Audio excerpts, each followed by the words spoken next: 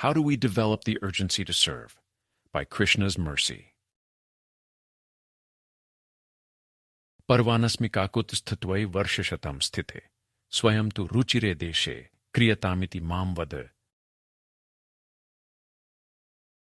Quote, O Rama, for as long as you shall stand before me, even if it be for 100 years, I will always remain your servant. Therefore you should be the one to choose a beautiful and appropriate place for the cottage. After you have selected a spot, please then command me to start building. Lakshmana speaking to Lord Rama. Valmiki Ramayana, Aranya Kand, 15:7. Listen, I am not of this opinion, but I am presenting it for the purposes of analysis. This opinion says that people who are devoted to their pets are merely coping with the realities of life, which are otherwise harsh. Rather than deal with the problem head-on, in a straightforward manner, they escape to this world of animals where the interactions are easier. There is no rejection, you see.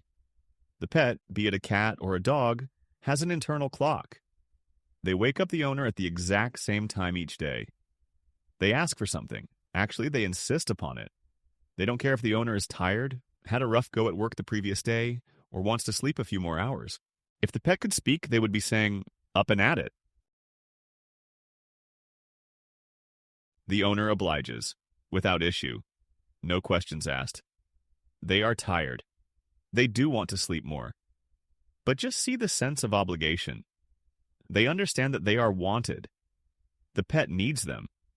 Therefore, even through the difficulty, there is this dedication to service, to love, to companionship, to upholding an end to a bargain that was signed with a kind look and a nod.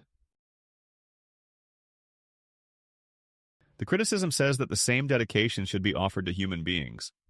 But, of course, that's where things get complicated. Human beings take advantage. Human beings manipulate. They lie, they gaslight, they take and take. And when you should happen to ask something in return, just one time, they look at you as if you are crazy. All that taking was for your benefit, you see. Fail to notice? Shame on you. You don't get anything in return. How dare you expect any sort of courtesy and decency? Set aside the particulars for a moment. I do think the relationship with pets gives valuable insight into the nature of human beings. That nature aligns with the teachings of Sanatana Dharma, which reveal that it is the inherent characteristic of the living being to serve. That is the root definition to Dharma, beneath the surface of religion, honor, duty, and righteousness. The objective in Sanatana Dharma is to take that service characteristic and apply it towards transcendence. The highest transcendence, in fact, revealed and understood to be a person. But don't you see the glaring contradiction? The dog warrants service from the owner because of the dependency. How are you going to apply the same concept to God? He is never a dependent. He is Atmaram. He is completely satisfied in the self. Why would I ever feel an urgency to serve him? I know that he will not lose anything if I miss a day of chanting the holy names, offering prayers, or discussing his glories. Do you see what I am saying?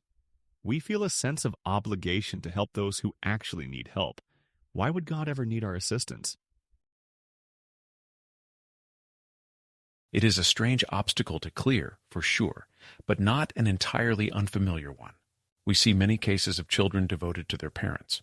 This is when the children reach adulthood, when they are independent and capable of making choices. Basically, when they no longer need their parents, what do? Are they intent on forgetting, on running away, on behaving as if no one was ever there to support them? Or do they feel this enormous sense of gratitude, with this heavy burden of debt that has to be relieved in some way? The parents might not feel the need to be served. They are well off. They are doing okay in life. Maybe routine things are a little more difficult, in driving, in running errands, in maintaining the home. Some assistance from a more physically capable adult, who happens to be family, wouldn't hurt. But the parents aren't insisting on it. The reality of Sanatana Dharma is that the object of worship asks for the connection. He practically insists upon it. He sets forth a tradition of teachers, parampara, such that the inquisitive, the distressed, and those seeking a higher purpose have a way of coming closer. Worship is also known as upasana, which in the literal sense is moving closer to the object of worship.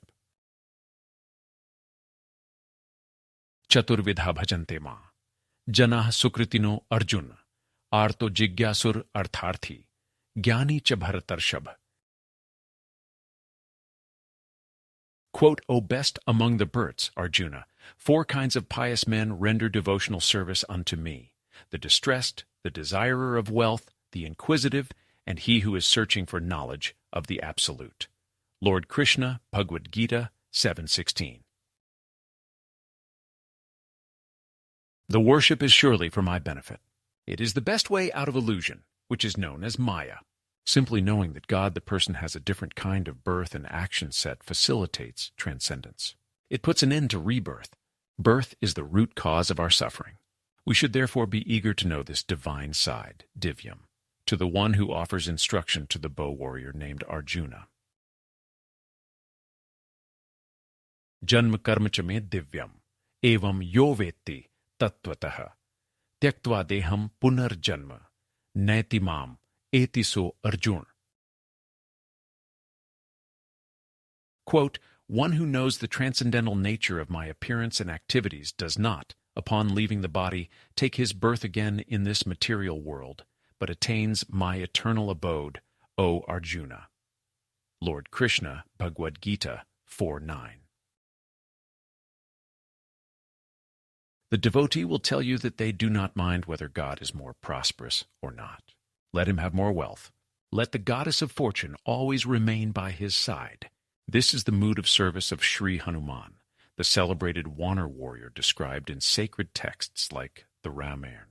Hanuman puts enormous pressure on himself. Even after amazing accomplishments, he does not rest.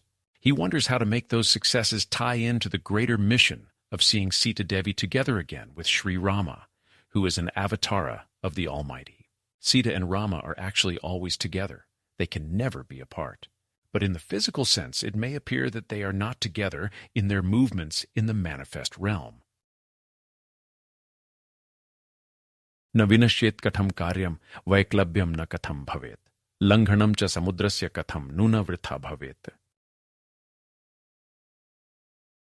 Quote, how can I ensure that the purpose of my task does not get destroyed? How shall I avoid mental disparity, and how do I ensure that my crossing of the ocean does not go for naught? Hanuman, Valmiki Ramayana, Sundar Kand, 241. Hanuman works tirelessly to achieve success. He wants nothing in return. Lakshmana offers to serve Rama for 100 years and more. There is nothing expected in return.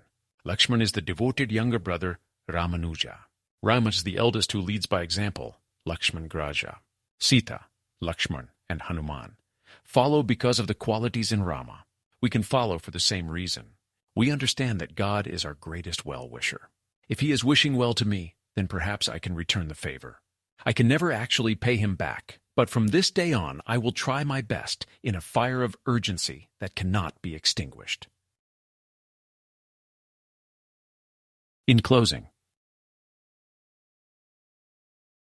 from his own words to tell, that always wishing me well, despite with everything already, my constant companion, steady, so now with urgency to stand, with dedicated vow to command, that at least something in return, whether or not his favor to earn.